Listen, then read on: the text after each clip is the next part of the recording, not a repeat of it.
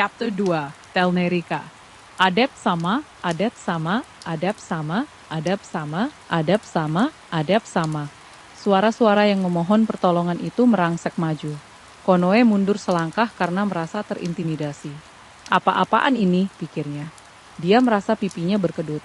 Meski tidak merasakan ancaman dari mereka, dia merasa sangat kebingungan. Mereka mulai menaiki tangga. Saat mereka semakin dekat, Konoe justru mundur 1-2 langkah. Aduh, aku benar-benar harus bagaimana kalau begini? Konoe yang kebingungan menggaruk pipinya yang kaku. Dan saat itulah, tiba-tiba dia menyadari sesuatu. Dia melihat warna yang sudah tidak asing lagi. Warna merah, warna darah. Konoe melihat sesosok kecil. Seorang anak yang tenggelam dalam gelombang kerumunan orang itu. Tolong, menyingkir sedikit. Refleks Konoe langsung bergerak. Dia menuju ke tempat di mana dia melihat darah tadi, sambil berhati-hati membelah kerumunan orang. Di sana, dia menemukan seorang gadis yang mengerang kesakitan. Dia melihat rambut keemasan dan telinga yang runcing. Seorang gadis elf.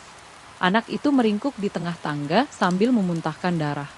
Entah sudah sebanyak apa darah yang keluar, pakaiannya dan area tangga yang luas di sekitarnya sudah memerah. Konoe segera menggendong gadis itu dan membawanya keluar dari kerumunan. Ini parah sekali. Konoe melihat ke dalam pelukannya dan sedikit menahan napas. Pasalnya, gadis itu, penyakit kematian ya. Seluruh tubuhnya hampir membusuk. Penyakit kematian stadium akhir. Tangan dan kakinya berwarna merah kehitaman, melepuh dan terkulai lemas seolah tidak ada tenaga lagi. Matanya biru tidak fokus, kemungkinan besar dia sudah hampir tidak bisa melihat. Darah yang dia muntahkan berasal dari paru-parunya yang sudah mulai hancur.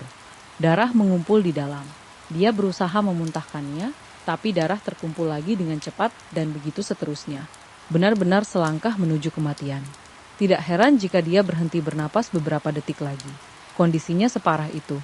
Konoe sempat terpikir mengapa dengan tubuh seperti ini dia tidak di tempat tidur saja, melainkan di tempat seperti ini.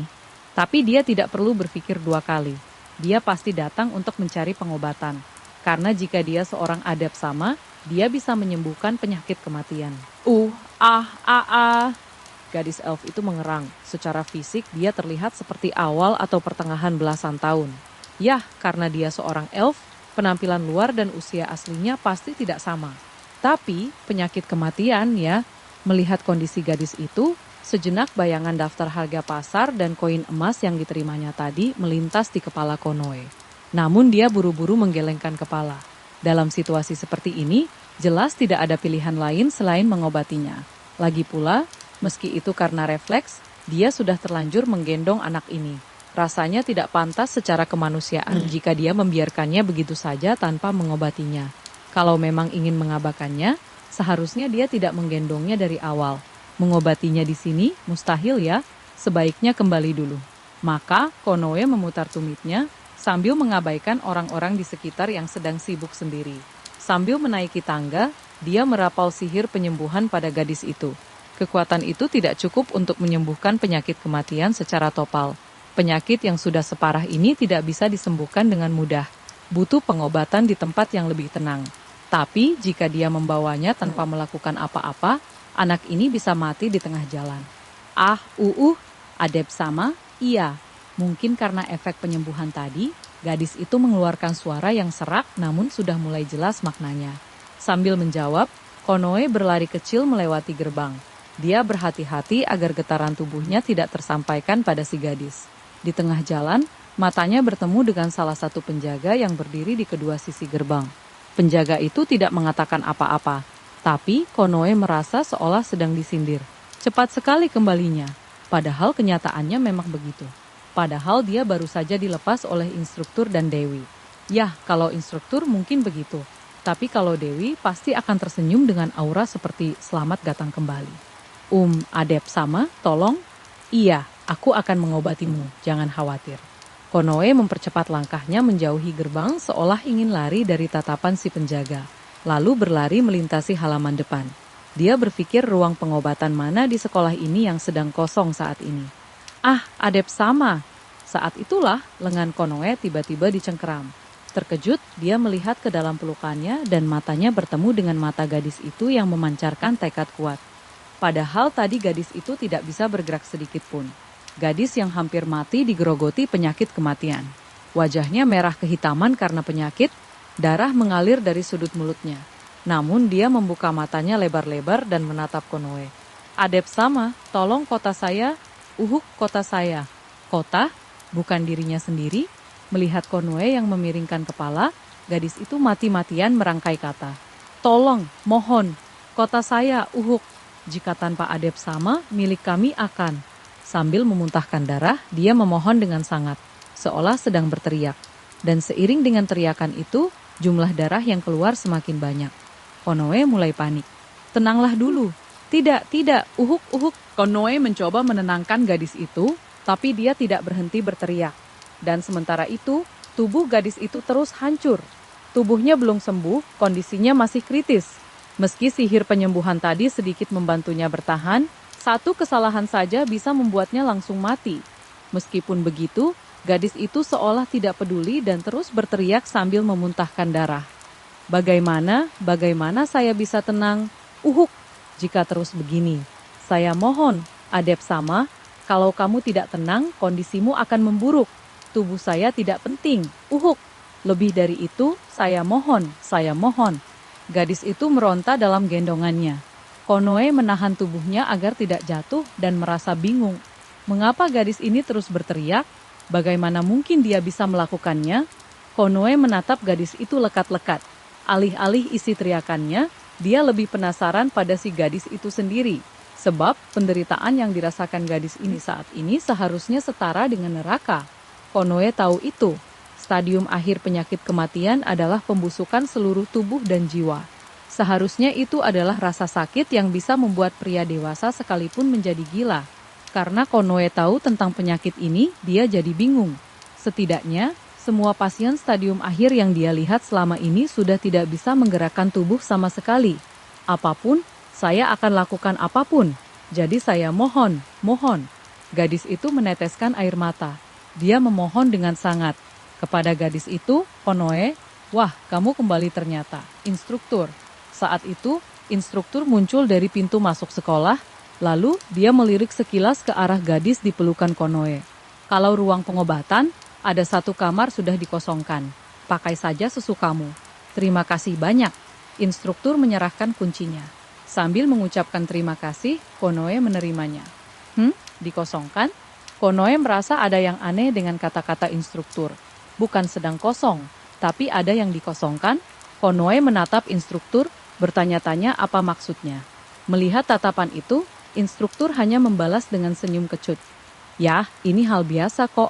Penyambutan seperti tadi adalah hal yang dialami oleh semua adep. Mereka, rakyat banyak, akan berbondong-bondong datang memohon pertolongan, berpikir siapa tahu adep baru yang baru menjabat ini mau menolong. Orang-orang yang ada di sana itu, mereka adalah orang-orang yang tidak punya uang, kata instruktur. Mereka yang tidak sanggup membayar tarif pasar, datang dengan harapan terakhir. Tentu saja banyak yang mengabaikan mereka. Tapi ada juga adep baru yang tergerak hatinya karena kasihan, lalu menolong 1-2 orang karena ini pertama kalinya. Itulah sebabnya kami selalu mengosongkan satu ruangan. Inilah realitas dunia ini. Jumlah adep benar-benar sangat kurang. Di dunia ini, terkadang terjadi luapan dungeon. Luapan ini terjadi karena munculnya kristal jahat yang disebut inti miasma di dalam dungeon, dan fenomena ini tidak akan berakhir sampai kristal tersebut dihancurkan. Dari pintu masuk dungeon yang meluap, miasma dan monster akan tumpah ruah keluar. Lalu, orang-orang yang menghirup miasma tersebut akan terjangkit penyakit kematian. Sesuai namanya, penyakit kematian adalah penyakit yang pasti berujung maut jika tidak diobati.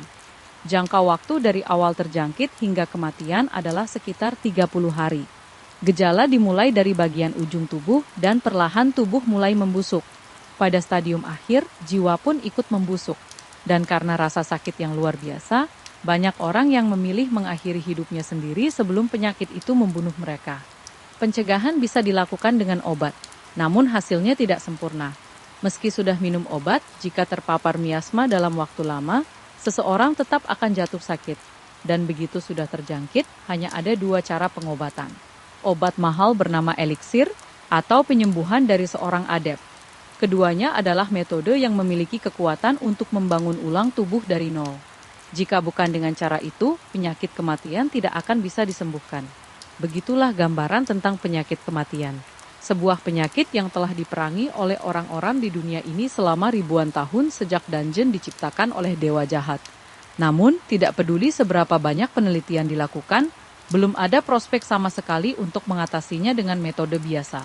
Karena itulah, semua yang hidup di dunia ini menjalani hari-hari mereka dengan ketakutan akan penyakit kematian dan luapan dungeon.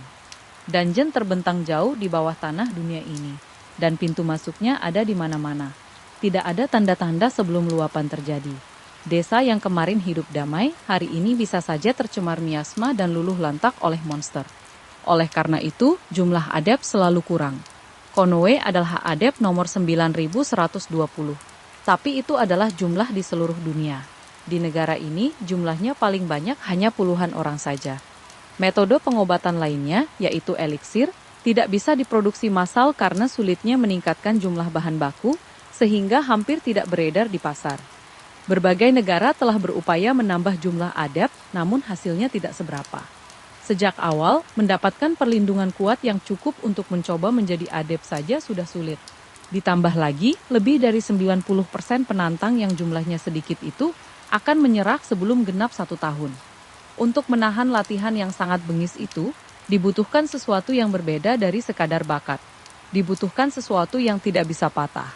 Ini bukanlah ujian yang bisa dilewati oleh orang-orang yang terpaksa melakukannya. Justru karena itulah, para adept dijanjikan imbalan yang sangat besar dan hak istimewa. Kewajibannya sedikit, sehingga semua orang akan merasa iri dan terdorong untuk menantang ujian tersebut atas kemauan sendiri. Itulah alasan mengapa hasrat konyol Konoe tentang harem budak dengan ramuan cinta pun masih bisa ditertawakan dan dimaklumi.